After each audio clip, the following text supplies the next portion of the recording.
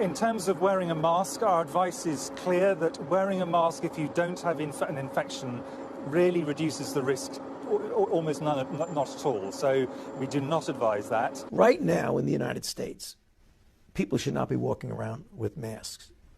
You're sure of it? Because people are listening really closely to this. Right now, people should not be walking. There's no reason to be walking around with a mask.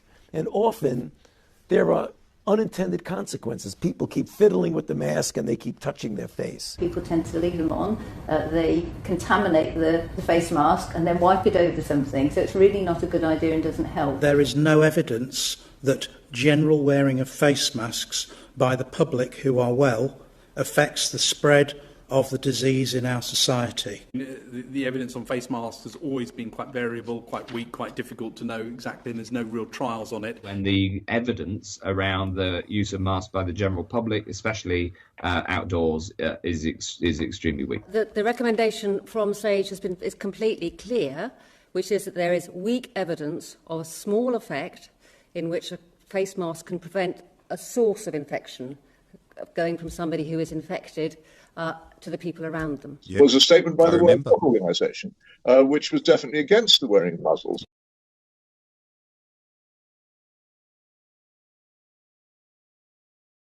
A few weeks ago, the World Health Organization did a reverse ferret and changed its mind. And Deborah Cohen of the medical correspondent Newsnight on the BBC had an amazing scoop the other day.